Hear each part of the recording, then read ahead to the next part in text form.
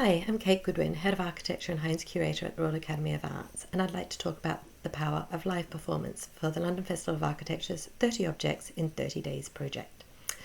Live performance, with its immediacy and power of experience, confronts us with ideas that have the capacity to change how we perceive the world and to come to terms with the complexity of the human condition.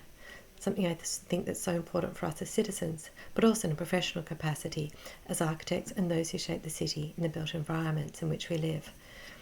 I've recently been recalling my last pre-lockdown weekend, walking along the South Bank and looking up at Dennis Lasden's wonderful building that invites, with its balconies, it invites us to gather and look out over the city.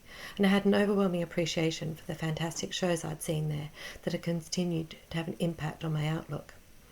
One of those was Secret River, which tells the stories of two families. One, a convict transported to Sydney from the slums of London, who finds himself pardoned and seizing the opportunity to claim a future life for his family, and the story of the Drue people, the long custodians of the land of which he lays claim.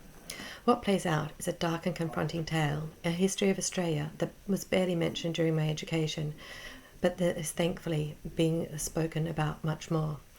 For me, it was made all the more powerful by watching this in London, not far from where the boats left nearly 250 years ago, and being able to grasp or having a sense of just how incomprehensible these two cultures were to one another. At the end of the play, so many of us in the audience just sat there and didn't move, taking it all in.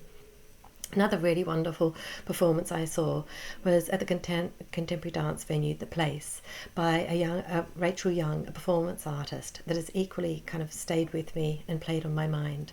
It's called Nightclubbing, which is a reference to Grace Jones' album of 1981, and inspired by an incident in 2015 where 3 women were excluded from a nightclub because their bodies were deemed undesirable. It's a brilliant Afrofuturist creation with spoken word, sound and movement and lighting, where Rachel's supported by amazing makeup artists, costume designers.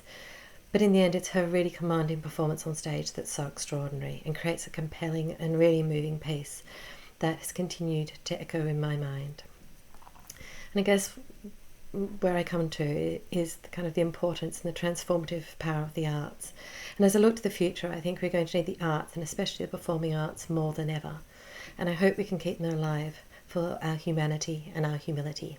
Thank you.